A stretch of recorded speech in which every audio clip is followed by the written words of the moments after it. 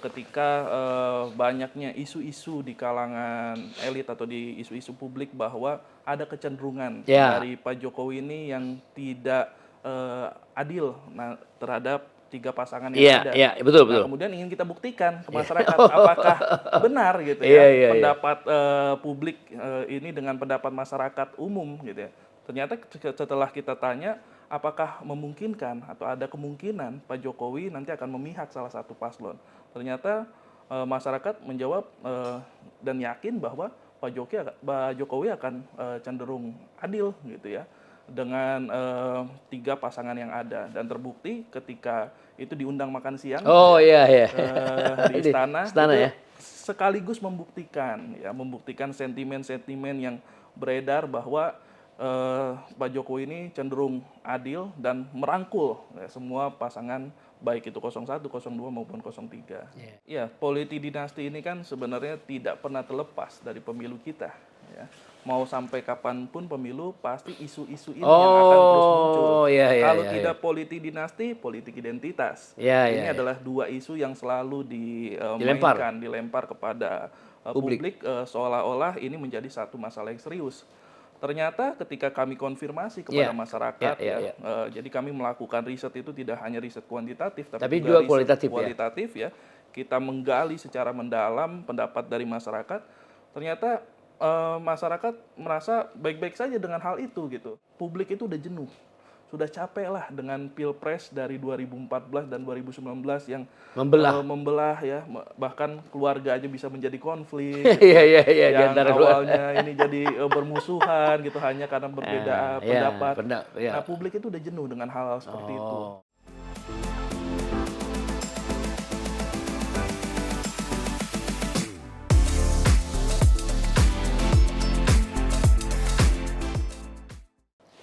Sobat Panangian, kali ini saya mengundang orang yang sangat spesial.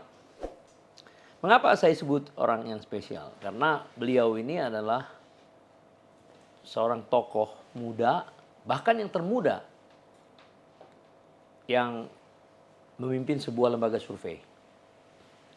Kenapa saya sebut yang termuda? Usianya masih 34 tahun. Tapi yang menggembirakan adalah bahwa dia menyelesaikan S1-nya di IPB, dan setahu saya IPB itu nggak mudah masuk ke situ. Orang-orang yang memang kuat matematiknya biasanya begitu. Kemudian menyelesaikan S2, melanjutkan S2 di Jayabaya.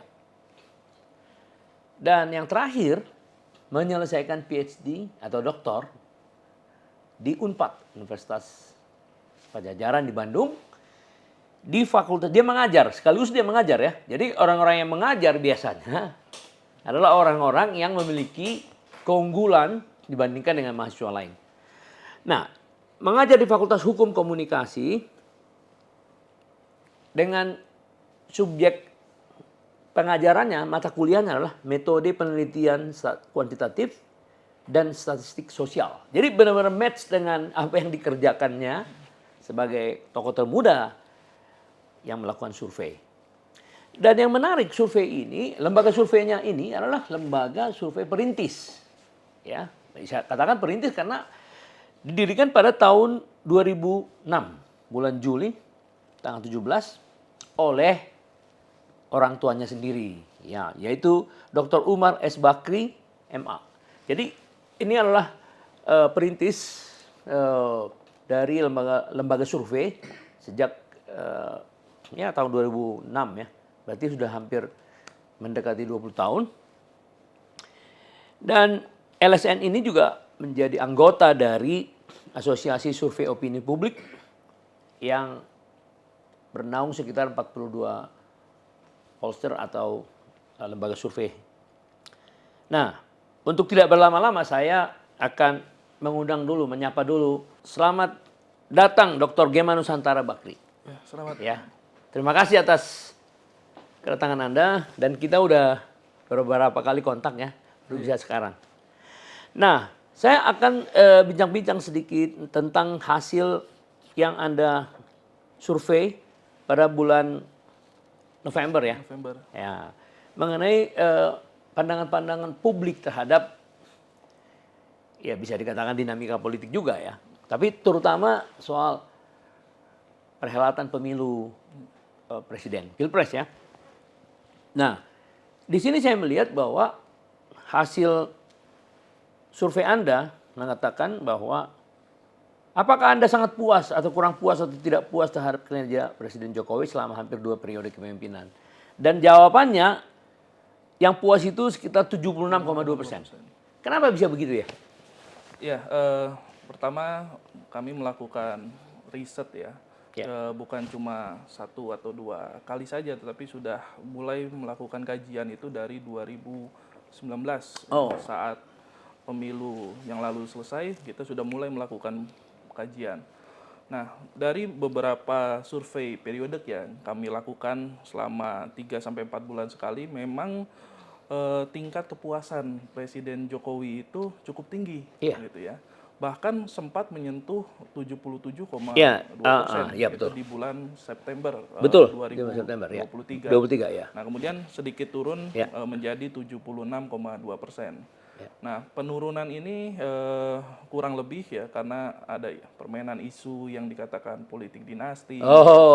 Tetapi sebenarnya itu hanya menyangkut pada masalah elit-elit saja gitu ya. Tapi kalau masyarakat menengah ke bawah yang kita gali lebih dalam tentang makna politik dinasti menurut mereka, ternyata jawaban mereka cukup sederhana, Bang. Gitu. Ya, jadi kalau ketika kita tanya, kalau masyarakat yang berpendidikan, ketika politik dinasti itu apa, mereka akan menjawab politik dinasti itu yang berkaitan dengan keluarga, yang menempati beberapa bidang strategis. Tapi kalau masyarakat menengah ke bawah ternyata tidak seperti itu. Gitu.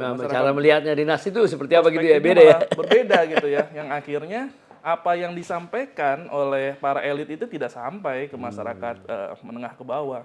Bagi mereka, politik dinasti itu adalah ketika Pak Presiden menentukan Gibran sebagai calon presiden berikutnya, tapi tidak dipilih secara langsung oleh masyarakat, itu disebut politik dinasti menurut mereka.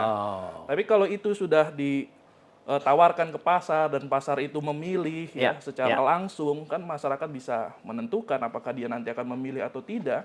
Itu bagi mereka itu bukan politik dinasti. Jadi ada perbedaan perspektif yang cukup menarik antara elit dengan antara elit dan masyarakat menengah ke bawah. Apalagi kita sebagai seorang komunikasi kan, yang melihat dari berbagai perspektif, tentu kita tidak hanya melihat dari satu perspektif saja, kita melihat dari perspektif yang lain juga. Itulah sebabnya pertanyaan Anda di sini. Menurut pendapat Anda, apakah sikap Presiden Jokowi yang merestui pencalonan Gibran Raka Buming Raka sebagai wujud dari politik dinasti yang akhir-akhir ini banyak menjadi perdebatan publik? Dan jawabnya 76% mengatakan bahwa sikap Presiden Jokowi merestui Gibran maju sebagai cawapres bukan merupakan manifestasi dari politik dinasti sebagaimana yang menjadi pegunjingan publik. Ya benar ya? Ya 76% ya? 76% masyarakat berpendapat ini bukan politik dinasti. Gitu. Jadi itulah yang menarik. Sangat menarik karena ternyata apa yang dibicarakan di publik ya tidak merepresentasi apa yang terjadi di lapangan. Kurang lebih kan itu ya. Sementara yang menentukan pemilihan presiden konon katanya ya 54% itu usianya juga milenial dan Gen Z ya. Dan kemudian dia tersebar di 38 provinsi kan? Iya. Yang disebut Anda tadi bukan kelas elit, tapi justru menengah, kelas menengah dan menengah bawah. Betul ya? Iya, betul.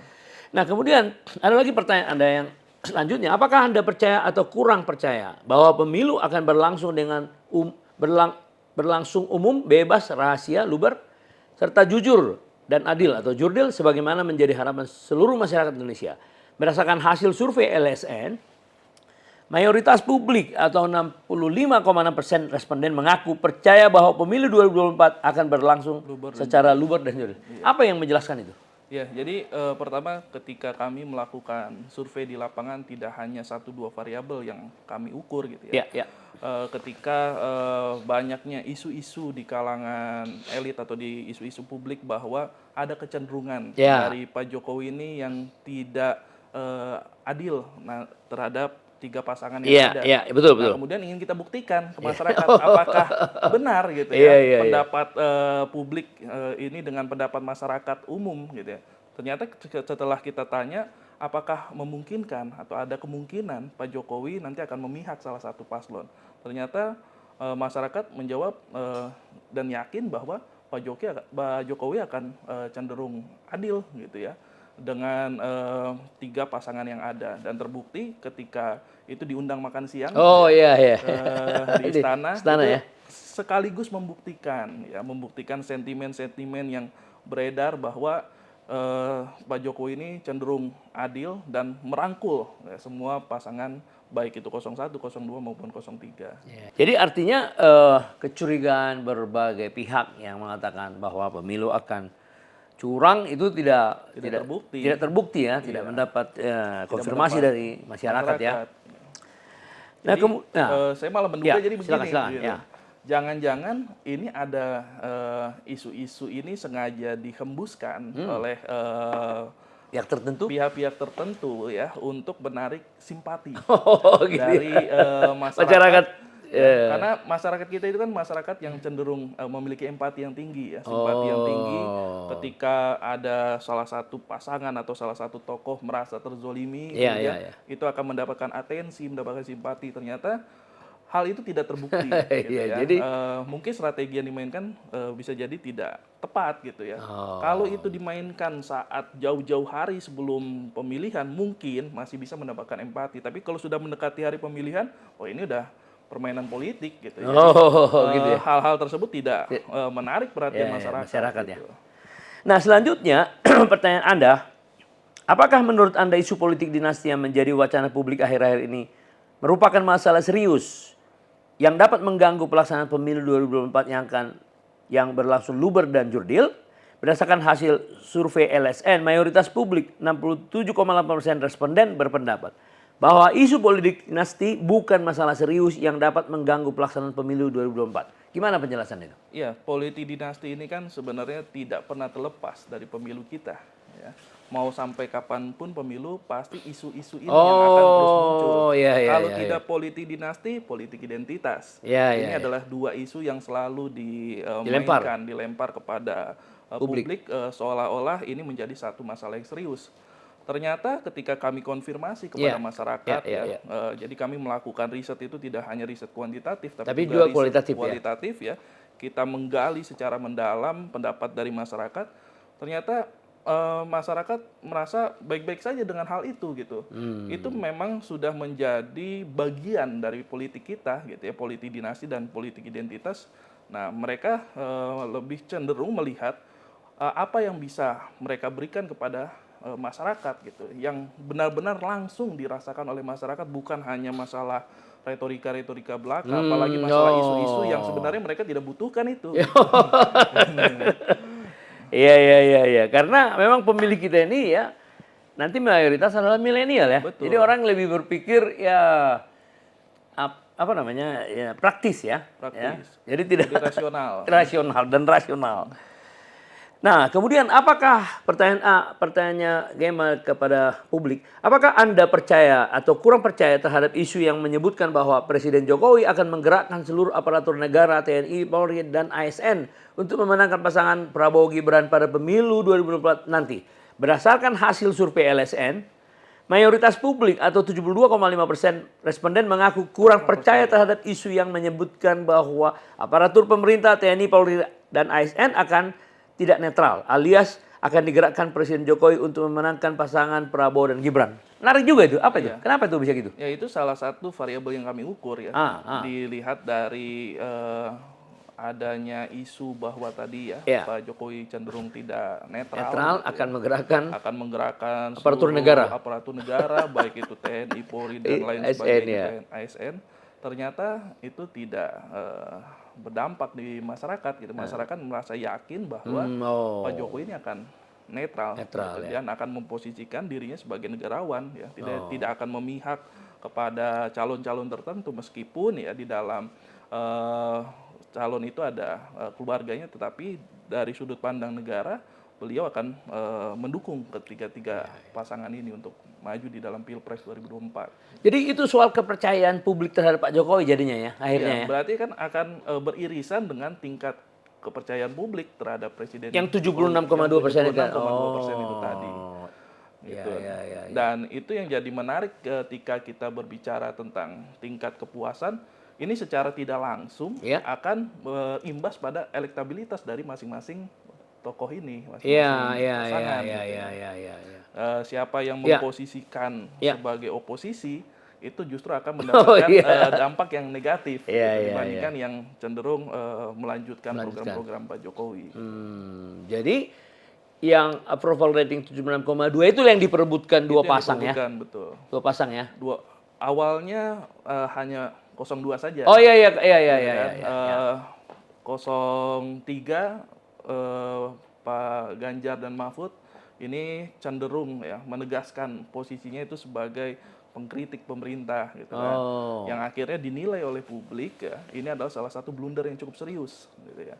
Karena ketika tokoh yang memposisikan dirinya berseberangan dengan pemerintah, ini akan berdampak pada penilaian publik terhadap tokoh tersebut. Apalagi 03 ini di pemerintah juga cukup besar posisinya. Bahkan wakilnya juga bagian dari pemerintah. Jadi sangat lucu itu ketika mengkritik kinerja hukum gitu. Padahal calon wakil presidennya ya itu sebagai menteri Menko Polhukam Yang gitu ya.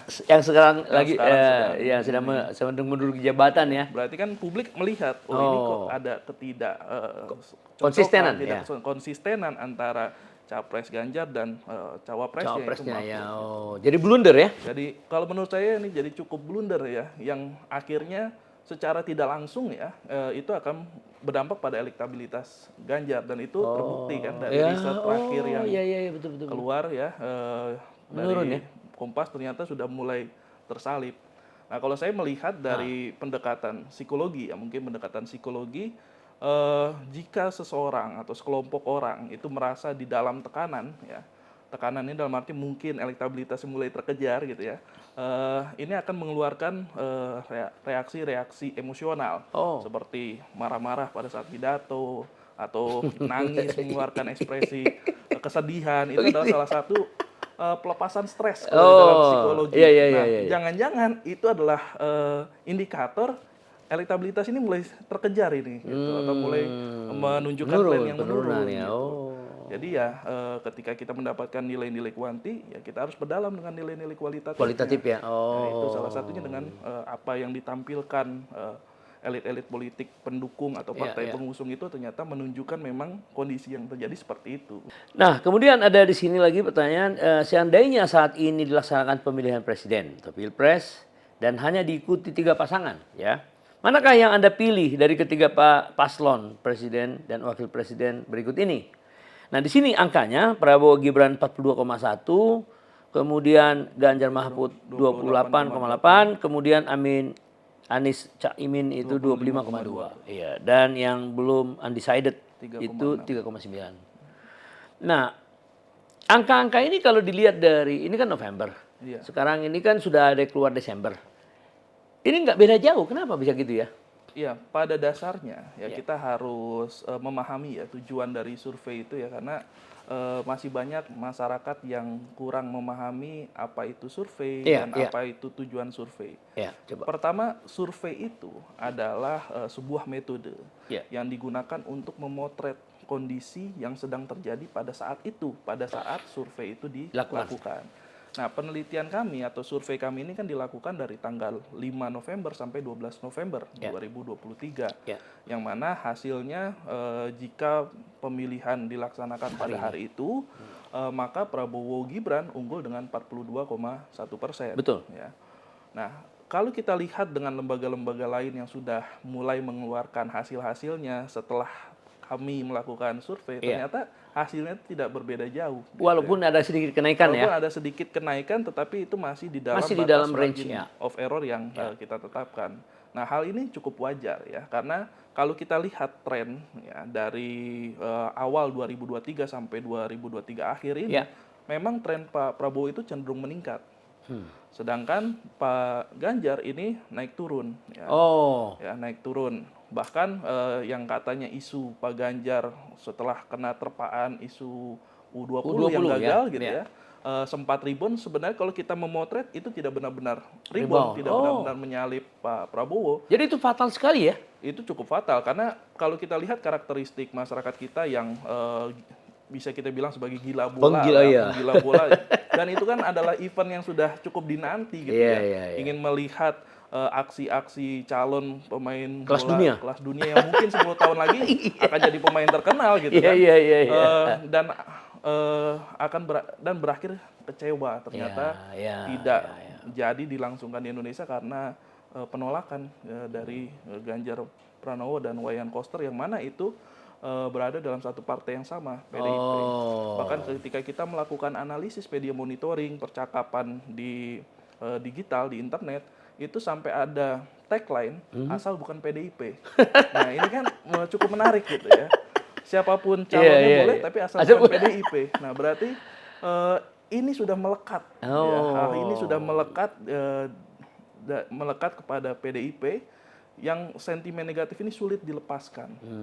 Nah, dari U20 itu akhirnya Ganjar terus menurun sampai ke blunder-blunder kecil seperti yang mengkritik pemerintah, Soal hukum ya. soal hukum, kemudian memberikan rating nilai pemerintah yang cukup jelek gitu. Ya. Dan itu secara tidak langsung itu memberikan sentimen negatif kepada Pak Ganjar yang akhirnya elektabilitasnya terus menurun. Gitu. Oh, jadi nggak bisa dilepaskan bahwa penurunan yang sekarang berlangsung itu sebenarnya diawali dari blunder yang Blunder-blunder U20 yang ya. U20 itu mungkin puncaknya di situ. Iya, iya, iya. Karena banyak orang yang mengatakan udah rebound, bahkan katanya akan kembali ke yang dulu. Iya. Tapi ternyata kalau menurut analisa Menurut kualitatif analisis kualitatif kami tidak ya. ternyata tidak, karena ketika elektabilitas seseorang itu bisa rebound, tentu harus ada momen yang pas.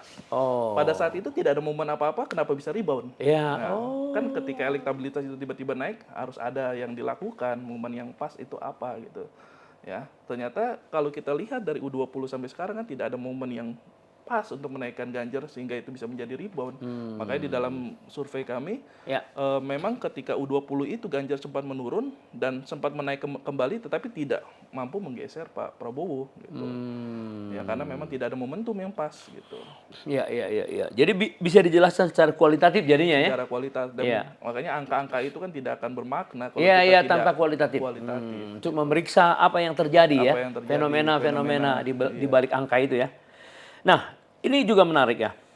Pertanyaan Mas Gema ini adalah, apakah Anda sudah mantap terhadap pasangan capres, cawapres yang Anda pilih saat ini? Atau masih ada kemungkinan berubah pikiran? Atau berubah pilihan pada Pilpres yang sesungguhnya akan dilaksanakan pada tanggal 14 Februari 2024 nanti. Nah, di sini yang menarik, yang sudah mantap itu ke Prabowo Gibran itu 76,8. Iya. Apa maknanya itu? Iya, artinya Ya. masyarakat yang sudah benar-benar menjatuhkan pilihannya kepada Prabowo dan Gibran ini udah cukup tinggi. Oh. Karena kalau kita analisis berdasarkan karakteristik pemilih dari pendukung Prabowo dan Gibran, Ya. memang pendukung Prabowo dan Gibran ini adalah pendukung yang loyal atau loyal voters kita Ya, ya, menyebutnya. ya, ya. Karena Pak Prabowo ini udah memiliki masa yang cukup solid ya, karena udah mengikuti konstelasi Pilpres sudah dua kali Ya. sebagai presiden dan 1 kali sebagai wakil Ya, presiden. betul. Nah, itulah yang membentuk keyakinan dari pendukung Pak Prabowo yang akhirnya dia sudah menjatuhkan pilihannya kepada Pak Prabowo dan kemungkinan tidak akan berubah atau tidak akan berpindah ke lain hati. Ya, ya. Sedangkan dua tokoh yang lain Ya, ini swing voternya masih cukup tinggi ya. karena kalau kita lihat dari karakteristik suara 01 ya dari Anies Baswedan dan Caimin Ya. ini memiliki irisan dengan Pak Prabowo. Oh, Khususnya ketika kami tanyakan atau kita lakukan cross tabulasi atau tabel silang ya. Berdasarkan variabel partai politik dengan variabel Pilpres, ternyata pendukung PKB itu telah menjatuhkan pilihannya kepada Prabowo. Ya, betul. Ya. Ya, jadi ya, paling betul. tinggi pendukung PKB itu sudah menjatuhkan pilihannya kepada Pak Prabowo Ya. gitu, dibandingkan memilih Anies dan Caimin. Ya. Ya, itu terlihat di sini paslon pilihan pemilih PKB Prabowo Gibran itu 35,8 Iya. ya. Sementara Ganjar Mahfud 29,5, Anies Cak Imin justru cuma 28,3. Iya. Nah itu ya. Jadi ketika kami melakukan survei, Ya. kita juga melakukan kajian dari berbagai karakter pemilih ya untuk melihat angka-angka ini bermakna apa. Ya. Dan ternyata tingginya elektabilitas Pak Prabowo ini sebenarnya tidak hanya dari suara kelompok loyal Pak Prabowo, tapi juga ada suara dari pendukung Pak Jokowi Ya. yang kalau kita lihat di Pilpres 2024 sebenarnya kan koalisi Pak Prabowo dan Pak Jokowi gitu kan. Ya, ya, ya, Yang ya. makanya jelas kenapa elektabilitas Prabowo ini cukup tinggi gitu. Nah, jadi irisan-irisan suara ini ya, Prabowo ini sebenarnya beririsan juga dengan Ganjar, dengan Ya. Pak Jokowinya dan pendukung PDIP-nya.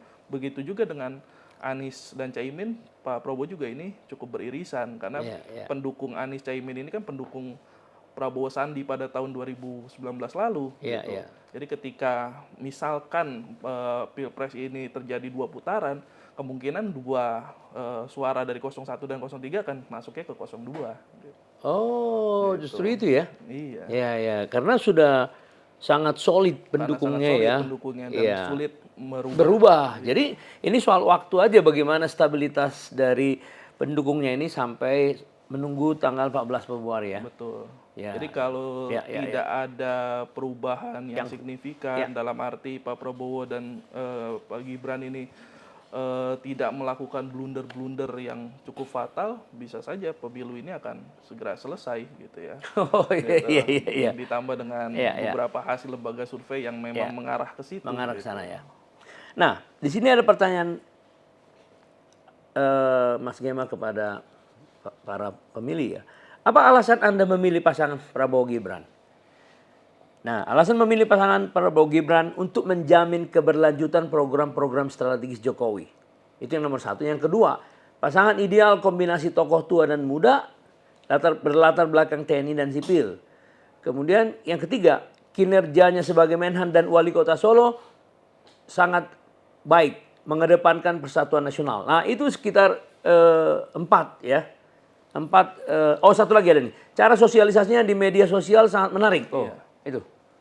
Iya, jadi ketika kami tanyakan Iya. kepada responden setelah memilih Pilpres, siapa yang dipilih, apa alasan Anda memilih pasangan tersebut? Nah, pemilih Prabowo Gibran ini mayoritas memilih pasangan ini karena dinilai pasangan ini mampu melanjutkan Program strategis Pak Jokowi ya. Pak Jokowi yang dinilai berhasil oleh publik. Ya, ya, ya. Kenapa dinilai berhasil? Buktinya tingkat kepercayaan publik Ya, tinggi, 76 ya. 76,2%. Balik Berarti lagi kan ya. publik ini sudah suka ya, sudah sangat cocok dengan program-program Pak Jokowi. Nah, dilihat Prabowo dan Gibran ini ya salah satu tokoh yang selalu mengedepankan keberlanjutan. Ya, ya, bahwa ya. apa yang sudah baik ya akan dilanjutkan gitu ya. Nah, ini yang akhirnya ditangkap oleh masyarakat gitu. Masyarakat yang merasa program-program Pak Jokowi yang cukup berdampak kepada mereka dan dilanjutkan oleh Pak Prabowo akhirnya menjatuhkan pilihan kepada Pak Prabowo. Kemudian yang kedua itu karena ada kombinasi antara kombinasi tua muda ya. Jadi dari kelompok generasi X baby boomer ke atas dan generasi Y dan generasi Z yang nanti bakalan mendominasi pemilih 54%. kita. Nah, dominasi tua muda ini ternyata cukup menarik gitu ya. Karena muda ini kan muda yang natural ya. Gibran ini kan benar-benar muda natural, bukan tokoh yang generasi X tapi suka dengan anak muda. Berarti kan itu ada pencitraan. Sedangkan Gibran ini udah natural, memang mewakili atau merepresentasi dari generasi muda. Iya, usia 36 ya. Usia 36 ya. Nah, itu yang ditangkap oleh publik. Nah, ini memang sudah saatnya generasi muda untuk bertarung di tingkat elit gitu ya. Dan ternyata memang udah tercermin di pasangan ini gitu. Begitu juga dengan karakteristik dari yang satu latar belakang sipil, yang satu dari latar belakang militer. Ternyata kombinasi ini juga masih cukup disukai gitu ya. Masyarakat ya. Oleh masyarakat gitu. Kemudian alasan yang ketiga itu karena kinerjanya baik, cukup baik. Sebagai Menhan. Karena kita tahu beberapa kali kami melakukan kajian, melakukan survei, siapa menteri dengan kinerja terbaik. Nah, itu selalu disebutkan oleh publik. Pak Prabowo lah adalah menteri dengan kinerja yang terbaik gitu ya. Begitu juga dengan Mas Gibran ya, di Solo berdasarkan persepsi publik di kinerjanya di Solo ternyata juga cukup baik kinerjanya. Nah, oleh karena itu ada keinginan atau ada harapan dari publik untuk kepada dua pasang ini untuk memimpin Indonesia karena mereka mampu dan memiliki Membuktikan. pengalaman Ya, ya. dan membuktikan Kinerjanya. kinerjanya cukup baik gitu. Dan yang unik lagi karena karakteristik kita banyak anak muda, Ya. ternyata permainan media sosial itu cukup menarik ya, Menarik cukup ya bagi mereka, bagi pemilih ya. bagi pemilih muda gitu, Iya, iya, iya, apalagi pemilih muda. dengan diksi gemoy gitu Iya, ya. iya, iya, iya. Ternyata itu cukup menarik perhatian anak Iya, muda. iya, Ya. iya. Jadi ketika saya melakukan pertanyaan Ah. sederhana aja kepada Iya, mahasiswa iya, saya iya, gitu, iya, ya. iya. Oh. Saya ingin tahu aja gambaran mahasiswa saya nih yang Eh. dari kalangan generasi Gen Z gitu Gen ya. Z, Gen Z, ya. Apa yang membuat kalian menjatuhkan pilihannya kepada Pak Prabowo? Ternyata yang terlintas langsung gemoy. Nah, berarti kan ada Iya, iya, sesuatu yang menarik nih dari karakter Gen Z ini. Iya. Yang tadi awal saya bilang karakter Gen Z ini adalah karakter yang rasional. Nasional. Ternyata ada juga sisi emosionalnya yang tidak bisa dilepaskan. Kan karakter gemoy itu kan sisi emosional Iya, dia. iya, betul, betul. Memilih berdasarkan apa yang dia suka gitu ya. Terus hal-hal viral itu juga salah satu pencetus kenapa menjatuhkan pilihannya kepada Pak Prabowo. Makanya di dalam media sosialnya baik itu dari Pak Prabowo maupun dari Partai Gerindra itu selalu menggunakan diksi-diksi yang dekat dengan anak muda. dengan anak muda. gitu. Nah, itu yang akhirnya anak muda menjatuhkan Iya. pilihan ya gitu. Iya, iya. Di sini juga ada mengedepankan persatuan nasional. Apa maksudnya dia? Ya, kalau kita lihat ya, selama pidato dari Pak Prabowo lebih mengedepankan persatuan nasional. Kita menjalankan politik ini politik yang teduh, ya, Iya, iya, politik yang jauh dari ujaran kebencian. Kalau kita bisa merangkul sesamanya, nah hal-hal itulah yang akhirnya Ya. ditangkap publik ya ini sebagai tokoh yang mengedepankan persatuan nasional.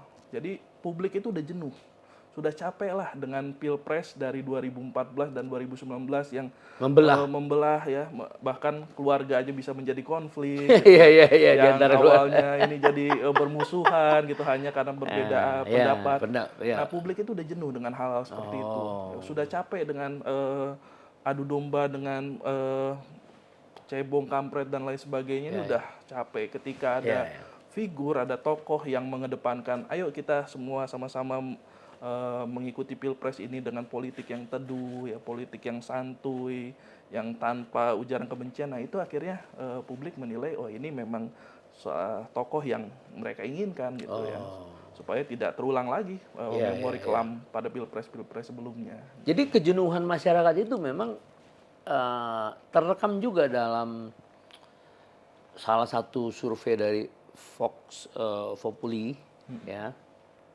maaf bukan Populi Center, ya Populi Center. Beberapa hari yang lalu saya undang,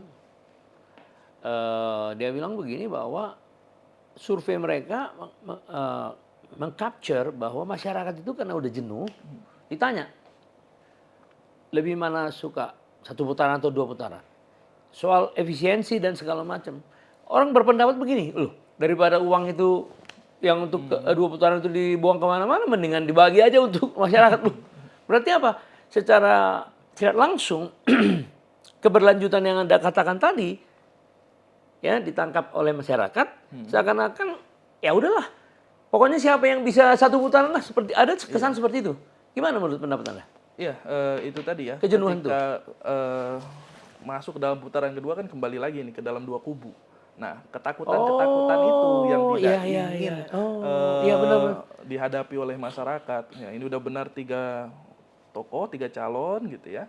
Kemudian masuk putaran kedua menjadi 2 calon. Nah, kekhawatiran itu. Apalagi nanti akan dimainkan gitu kira-kira ya. Dan apalagi biayanya yang cukup besar. Ya, 17 gitu triliun ya. 17 triliun. Nah, masyarakat menilai daripada menghabiskan begitu Ya, banyak itu tadi, biaya ya, itu, ya. ya kenapa tidak dibagikan ke masyarakat? Karena kan pada dasarnya Pilpres ini kan pesta demokrasinya masyarakat. Iya, Ya, iya. masyarakat yang seharusnya mendapatkan kesenangan dan kemenangan itu. Iya, gitu. iya, iya. Nah, oleh karena itu masyarakat menilai bahwa putaran 1 mungkin jauh lebih baik menurut mereka. Ya ini sangat menguntungkan nomor 2 jadinya ya, secara tidak disengaja ya. Ya karena kejenuhan itu ya, kejenuhan masyarakat dan ketakutan masyarakat akan muncul lagi. Betul. Nanti politik pembelahan itu ya. Pembelahan, jadi terkotak-kotak lagi. Iya, ya, betul. Nah, di sini ada juga pertanyaan berikutnya. Seandainya saat ini dilaksanakan pemilihan umum, pemilu, partai apakah yang Anda pilih dari 18 partai peserta pemilu di bawah ini? Nah, yang menarik di sini, PDIP Perjuangan itu kan dulu 25 ya, beberapa bulan lalu ya. Sekarang jadi 19,8. Iya. Nah dulu Partai Gerindra sekitar 12-an gitu. Sekarang 16,8. Jadi sudah sangat dekat. Sudah sangat terlihat. Nah, kemarin dari LSI Jayadi Hanan juga mirip, angkanya mirip. Jadi ada tren 3 bulan terakhir kalau nggak salah. PDIP turun, menurun dan linear ya. Kemudian Gerindra naik. Jadi bisa berpotongan nggak itu nanti? Ya, yang ini jadi menarik ucapan Bu Mega ya, yang arti ketika bilang Pak Jokowi kalau tidak ada PDIP akan menjadi apa gitu. Nah, kita lihat apakah itu akan benar-benar terjadi seperti itu atau malah sebaliknya PDIP tanpa Pak Jokowi akan menjadi apa. Nah, kalau kita lihat dari tren ya. Iya, jadi balik ya. Malah yang terkena dampak paling signifikan ya PDIP itu sendiri. Karena kalau kita lihat pemilih PDIP ini kan pemilih yang cenderung tetap. Ketika memenangi Pilpres, Pileg pada tahun 2014 dan 2019 itu karena ada faktor Pak Jokowi. Jadi peningkatan suara PDIP itu karena Jokowi effect. Nah, ketika Pak Jokowi cenderung menjatuhkan pilihannya pada pasangan Prabowo dan Gibran, ini akan berdampak serius kepada elektabilitas dari PDIP. Nah, ini kita seperti kurang disadari ya. Itu yang kurang disadari. Nah, mungkin karena arogansi, merasa sudah berkuasa, yang sudah memenangi dari 2014 dan 2019. 2 kali memerintah ya. 2 kali memerintah, akhirnya tanpa disadari sebenarnya peningkatan suara itu akan ada faktor-faktor Pak Jokowi. Nah, ketika di 2024 memposisikan berseberangan dengan Pak Jokowi, nah inilah yang terjadi. Itu bukan tidak mungkin suatu saat kalau misalkan Prabowo memenangi Pilpres ini, bisa saja Pileg Gerindra akan naik di nomor urut 1. Gitu ya. Jadi sebenarnya ini semua tentang perilaku ya. Tentang perilaku, ya. Perilaku elit dan perilaku Iya, pemilih, ya. gitu Yang ya. di-capture perilaku pemilih. Tapi yang menyebabkan itu perilaku elit gitu. Nah, makanya elit ini harus berhati-hati gitu. Tidak bisa arogan, tidak bisa asal mengeluarkan pendapat. pendapat. Masyarakat itu melihat, menilai gitu ya. Apa yang diucapkan itu langsung terekam oleh mereka. Gitu. Jadi harap berhati-hati gitu. Apalagi waktu ini semakin dekat dan sangat sulit untuk mendapatkan rebound. Nah, jadi kalau kita lihat di sini, tadi Anda katakan PKB kan udah kadung suka dengan Prabowo. Justru 36,5 ya dari PKB yang memilih Prabowo ya. Nah, hal yang mirip juga terjadi pada PDI Perjuangan ya. Arah dukungan basis massa partai koalisi pengusung Ganjar Mahfud ya. Ganjar Mahfud itu dipilih hanya 53,2%. Iya. Ini split tiket ya. Kemudian Prabowo Gibran itu 36,5. Luar biasa. Iya. Jadi tidak menutup kemungkinan masa pendukung PDIP itu sebenarnya adalah pendukung Pak Jokowi. Iya. Ya, seperti yang Anda bilang tadi ya tren ya. Tren pengalihan suara. Kemudian paslon pilihan P3 ya. Ini juga menarik. Caimin udah pasti dong, tapi cuma 31,5. Iya. Prabowo Gibran 30,8, nggak beda. Betul. Persis kayak PKB tadi. Iya.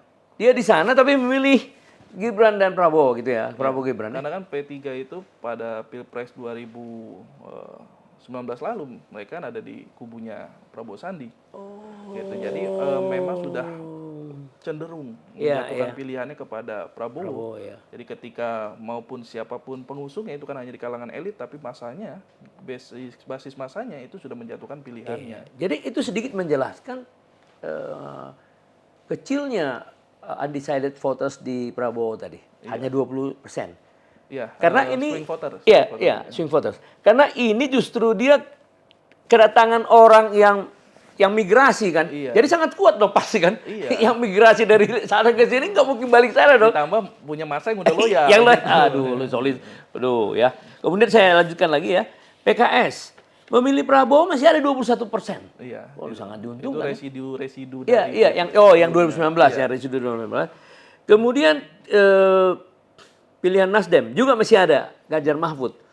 Apakah itu sama dengan PKS fenomenanya? Ya, fenomenanya kurang lebih sama. Karena kan kalau kita lihat ya pemilihan cawapres ini cukup menarik ya. Ternyata pemilihan cawapres itu kalau ada yang bilang ini karena masalah kecocokan ideologi, menurut saya enggak gitu ya. Iya. Karena dengan masuknya Caimin ke Anies di menit-menit terakhir kan bukan karena ada kesamaan ideologi, Iya, justru iya, malah iya. adanya perbedaan antara PKB dengan PKS yang di masa ya di basis masa ini cenderung berseberangan gitu. Ya, jadi dengan pemilihan cawapres ini, menurut saya bukan serta-merta adanya strategi-strategi ideologi itu tadi, tetapi kepentingannya yang berbeda. Oleh karena itu, ketika Nasdem awalnya memang sudah mendukung Pak Ganjar, ketika dianalisis ternyata memang dia cenderung tidak menyukai tokoh dari Caimin. Jadi masuknya Caimin ke Anies itu malah cenderung blunder. Ya, Gitu. jadi mengurangi Jadi mengurangi elektabilitas dari Anies itu Anies sendiri. sendiri ya. Gitu. Itu dan itu yang tidak begitu disadari. Ya, gitu. tidak disadari itu sama sekali itu. Mm-mm. Jadi hanya di atas saja mudah bersatu Atasnya ya. udah akur, tapi sebagai simbol. ini Begitu dites. di bawah. Gitu. Nah, kemudian tadi mengulangi lagi paslon Prabowo Gibran dipilih oleh pemilih PKB 35,8%. Ya karena di NU itu sendiri PKB itu kan basis masanya adalah NU ya. Ya. Nah NU ini juga sebenarnya tersebar di seluruh partai. Dan NU ini tipikal masa yang memilih karakteristik memilihnya itu adalah berdasarkan opinion leader. Oh, ya kemana leadernya? Tokoh yang diidolainya, nah dia disitulah ikut. Yang kita tahu bahwa Habib Lutfi Ya. dan Gus Miftah sebagai tokoh NU yang cukup kuat di Jawa Timur itu sudah menjatuhkan pilihannya kepada Prabowo dan Gibran dan mengikuti arah dari Pak Jokowi. Iya. Akhirnya masa NU ini secara tidak langsung itu akan ikut ke Prabowo dan Gibran. Nah, kemudian juga menarik di sini arah dukungan basis massa Partai Koalisi Pengusung Prabowo Gibran sekarang. Paslon pilihan yang memilih Gerindra itu 78,4 sangat solid ya. Sangat solid. Dari Gerindra untuk memilih Prabowo Gibran. Kemudian paslon pilihan yang memilih Golkar 49,6, hampir 50% ya. Juga solid juga dong termasuk ya. Termasuk solid karena tapi itu kan kenapa tidak melampaui 50 karena Golkar sempat ada di kubu Ganjar. Oh. Baru jadi ada menjelang menit-menit terakhir kan pindah Golkar dan PAN. Ya. Itu juga itu pengaruh ya. Itu cukup pengaruh karena masyarakat kan sudah menjatuhkan pilihan ketika elitnya berubah nggak mungkin dia akan berubah lagi. Iya betul. Tapi yang menarik juga di sini paslon pilihan pemilih PAN. Prabowo Gibran 51,1. Enggak terlalu jauh beda dengan Golkar tadi ya. Kemudian Ganjar Mahfud juga hampir sama 20-an itu. Itu kenapa? PAN padahal kan dari dulu dari awal kan? Ya, tapi kan mendeklarasikan secara seriusnya itu kan pas Caimin masih ada di Gerindra kan, masih ada di koalisi Gerindra mendeklarasikan untuk masuk gitu. Tapi setelah mendeklarasikan baru kan Caimin pergi. Nah, artinya PAN dan Golkar ini kan sebenarnya telat masuk ke sini. Sehingga masanya itu sudah kadung menjatuhkan pilihannya kepada tokoh lainnya gitu. Iya. Gitu. Jadi makanya di dalam karakteristik memilih PAN masih berkisar di 50-an. 50 ya, betul. Jadi yang karena sempat juga ada kecenderungan memilih masih ambigu ya, masih ragu ya. Terombang-ambing. Ya, terombang-ambing ya. Iya, itu akibatnya ya. Nah, kemudian juga pemilih Demokrat ya. Ini juga menarik. Menit-menit terakhir kan? Iya, 47,8. Gitu. Jadi ya kalau kita lihat yang memang partai yang baru-baru bergabung terakhir ya itulah kondisinya. Jadi belum begitu solid ya. Gitu. Tapi ada kecenderungan sudah mulai mengarah kepada 02 Prabowo dan Gibran. Gitu. Ya, kemudian belakangan ini kan Anda kan sebagai researcher dan pengajar di mata kuliah kuantitatif, pastilah Anda sangat mengcover atau mengcapture semua yang belakangan ini setelah hasil LSN ya. Ada beberapa research kan, indikator, poll tracking malah sudah keluar juga, Kompas. Kemudian saya kira 3 itu yang paling banyak mempengaruhi ya. Betul. Ya, menambah. Apa yang menjadi pendapat Anda Ya, kalau kita lihat ya dari indikator kan suaranya itu undecided-nya berkisar antara 5-8% Betul. ya, dan suara Prabowo Gibran juga tidak berbeda jauh dengan hasil survei dari LSM. LSM tidak jauh. Begitu juga dengan Kompas yang selama ini mungkin ditunggu-tunggu oleh para Ya, elit, ya gitu karena para dia, masyarakat. ya, Nah, ya ini betul. keluarnya terakhir gitu ya. Ya, ya betul. Ternyata hasilnya kalau kita lihat juga sebenarnya tidak berbeda jauh gitu ya. Yang mana Pak Prabowo unggul jauh dibandingkan pasangan lainnya Ya. gitu. Hanya saja perbedaannya ada di tingkat undecided voters. Ya. Nah, ini menarik, tingginya tingkat undecided voter ini Ya. bisa jadi karena berbagai faktor. Oh. Yang pertama kita lihat dulu metodenya ya. Jadi Oh, ya, ya, apakah Kompas melakukan wawancara secara langsung atau Ya. menggunakan survei by telepon? Karena kalau menggunakan survei by telepon atau RDD ya, random digital dialing, itu kemungkinan responden itu tidak menjawab itu kemungkinan cukup besar. Gitu ya. Oh. Berbeda dengan yang sudah dilakukan oleh teman-teman lembaga survei lain seperti LSI, Ya. lembaga survei dan LSI, ya. LSI lingkaran survei yang memberikan kotak suara Ya, yang kotak suara. seolah-olah mensimulasikan Ya, pilpres pemilu. Ya, ya betul. itu terjadi, dan itu juga yang kami lakukan sehingga Ya. tingkat undecided itu cukup kecil. Kecil, ya, Gitu. ya, Karena kita rendah. memberikan simulasi Ya, secara di bawah langsung. 10% lah. Di bawah 10%. Nah, bisa saja tingginya Kompas itu karena ini? faktor metode yang Yang berbeda ya. gitu. Ya, pendekatan yang berbeda Pendekatan ya. yang berbeda. Tapi kalau saya lihat menariknya ya, 39,3 dengan yang kiri kanannya ini ya, yang 13 ini cuman belasan gitu loh. Iya. Jadi ini mengejutkan juga karena kalau Anda kan 42, di sini masih 20-an. 20-an. Ya, gitu. Di sini kalau 39, loh, berarti apa yang terjadi kan? Iya. Nah, apalagi dengan Anda tadi sebutkan bahwa kesulitan dari pemilih Prabowo Gibran yang sudah 76, sekian %, jadi ada kemungkinan undecided ini juga akan mengikuti tren yang tadi. Iya, kalau didistribusi Secara normal lah. pasti akan menyerupai dengan riset-riset oleh indikator LSI dan Bahkan lebih tinggi, Pak. Karena mungkin kalau bisa. distribusi normal itu bisa 45% itu. betul. Kali Berarti 28. indikator berarti kan 40. Iya, makanya melebihi itu, Pak. Iya. Luar biasa ya. Iya. Nah, kemudian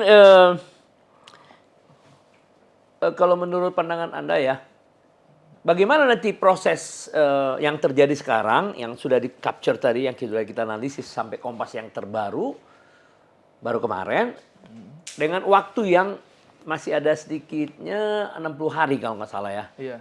menuju 14. Ya, kalau saya sih menilainya ya, segala sesuatu masih memungkinkan Terjadi, ya. Kita tidak bisa menafikan 02 sudah cukup tinggi dengan tidak mempertimbangkan pasangan lainnya. Tapi jika kondisi ini terus berlangsung seperti ini, dalam arti tidak ada gempa politik yang cukup besar gitu Ya, menjelang pemilihan 14 Februari nanti, bisa saja kondisi ini akan terus berlangsung dan bisa saja juga atau mungkin saja Prabowo akan memenangkan Pilpres 2024 nanti kalau tidak ada perubahan yang sangat signifikan. Jadi potensi satu putaran tetap ada dong? Potensi satu putaran tetap ada. Gitu. Ya. Nah, sekarang tinggal kita lihat bagaimana strategi dari kubu Amin dan kubu Ganjar Mahfud ini merubah strategi yang selama ini menurut saya tidak cukup berhasil mendapatkan hati masyarakat. Gitu. Oke, kalau Amin mau merubah strategi apa lagi? Ya, selama ini kan Amin memposisikan diri sebagai antitesisnya Jokowi. Iya. Ya. Nah, yang pada dasarnya sebenarnya tidak benar-benar sebagai antitesis Jokowi dengan ada Caimin di situ. Kan Caimin, Surya Paloh itu kan bagian juga dari pemerintah gitu. Nah, harusnya Anies tegas ya di dalam arti kalau dia memang antitesis Jokowi, benar-benar memposisikan sebagai antitesis Jokowi dengan mengeluarkan statement-statement atau visi misi yang benar-benar bertolak belakang dari Pak Jokowi. Tetapi kalau dilihat dari kondisi sekarang cenderung bermain aman. Ya, jadi tidak terang-terangan memposisikan dia sebagai antitesisnya Pak Jokowi. Karena melihat yang di sebelahnya. Melihat yang di sebelah berdampak di Ganjar Mahfud. Setelah dia banyak mengkritik Pak Jokowi, elektabilitasnya malah turun. Nah, akhirnya kan beberapa hari terakhir mulai nih mendukung lagi nih. Dengan mengatakan siap bekerja di IKN, siap tidak di IKN, yang secara tidak langsung kembali memposisikan dirinya sebagai berlanjutan dari program Pak Jokowi. Tapi masih mungkin ada prospek nggak itu untuk menaikkan elektabilitasnya secara signifikan? Kalau dengan mendekati suara yang hanya tinggal 60 hari ya, kurang dari 60 hari, kemudian undecided yang cukup kecil, sangat sulit untuk terjadi rebound yang signifikan ya. gitu. Jadi artinya ada kemungkinan bisa-bisa justru kalau ada memang harus putaran kedua, justru Anies yang akan menjadi Bisa saja kalau berhadapan. tren Ganjar ini akan terus menurun. Iya. Gitu ya. Iya. Itu bisa aja deh, kemungkinan terjadi seperti itu. Jadi iya, jadi mereka ini sekarang concern ke putaran 2 ini ya, yang Iya. 1-3 ini ya. Yang 1-3 ini udah Concern. putaran pertama udah ini mereka udah nggak sanggup lah. Iya, Jadi iya, iya. concern Sekarang mereka, berpikir putaran narasinya kedua. bagaimana supaya tidak satu putaran. Iya. Gitu. Jadi narasi itu yang dibentuk oleh pasangan 1 dan 3 supaya tidak satu putaran. Karena kalau satu putaran ini selesai nih. Iya, iya. Tapi kalau Kompas yang saya lihat tadi 39 ini belasan, ini belasan ya. Jadi bisa dibilang secara mayoritas lembaga survei, baik itu yang mainstream atau yang baru-baru ini, semua sepakat bahwa memang Prabowo Gibran yang sedang posisinya leading dibandingkan dengan pasangan lainnya. Iya. Dan melebar selisihnya. Iya. Makin ke sini jauh. makin melebar. Ya, sementara waktu kan di Desember biasanya orang menjelang tanggal 20 itu sudah biasanya kegiatan sudah Iya, ini ya. kalau bahasa kami cooling down dah. Cooling Udah nggak down, mikirin sudah cooling down masalah-masalah tuh. politik. Tuh. Di Januari juga orang mau restart, Iya. ya. Biasanya juga mau restart tuh biasanya juga cooling down juga. Iya. Ah, Jadi sampai dengan 10 hari. betul. Jadi udah 20 hari hilang. Iya, dengan waktu yang sangat terbatas, sangat sulit sekali. Sangat sulit sekali. Dan pemilu ini karena Februari dan awal tahun, orang biasanya melihat Hong Sui dulu kan kalau pengusaha itu. Nah, di situ juga itu. Jadi ya, jadi secara tidak disengaja ini diuntungkan paslon 2. Iya. Jadi potensi satu putaran itu saya kira ya kalau melihat dari Kompas ini sangat mungkin. Mari kita lihat nanti. Kita ya. lihat ya. Nah kemudian LSN kapan lagi mengeluarkan hasil? Ya, kami sudah merencanakan Ya, baik. bahwa akan melakukan survei kemungkinan di bulan Januari ya, di minggu kedua ya, kalau nggak salah itu di sekitar tanggal 7-8 kita sudah mulai turun lagi ke lapangan dan mudah-mudahan hasilnya di akhir Januari sudah ada gitu. Oh akhir Januari ya. Akhir Januari. Ya dengan sangat senang sekali saya kalau bisa lagi nanti mengundang Anda ya supaya kita bisa lihat lagi perkembangan. Betul, Apakah dinamikanya. Iya, iya. Terima kasih loh. Iya. Dr. Gema Nusantara ya, orang yang paling muda ya, Mungkin mewakili saya- surveyor. Ini juga silakan. lulusan termuda juga di Unpad waktu Oh, S3. S3. Saya lulus 28 tahun. Oh, berarti 6 tahun lalu Anda lulus. Tahun lalu gitu. Luar biasa ya. Memang Loh, sebentar dulu. S1 Anda lulus berapa? Usia berapa? S1 itu saya di usia 22 kalau tidak salah 22-23. Saya S2 itu cuma 1,5 tahun. Oh, ya, berarti usia 24 lah gitu ya. Ya, baru daftar di usia 24 itu daftar S3 Ya. dan lulus di 28 tahun. Ya, oh. Jadi sudah 6 tahun Anda Jadi udah 6 tahun. experience S3 ya. Iya, dan di situ baru diminta oleh dekan Ya. mau nggak mengajar di Unpad. Nah, akhirnya ya. Ya, karena Anda dipilih karena memiliki keunggulan. Nah, mungkin Anda akan jadi profesor sebelum 40 dong. Ya, mudah-mudahan. Dilihat Ya, prosesnya nanti kita panggil dia Prof Gema. Luar biasa ya. Anda mengalahkan para surveyor ya Kak. Prof ya itu rata-rata 50 ke atas ya. Ini di bawah 40. Luar biasa. Ya nanti kita tunggu waktu akhir Januari ya. Kita ketemu lagi. Ya, terima kasih. Terima kasih ya. Ya.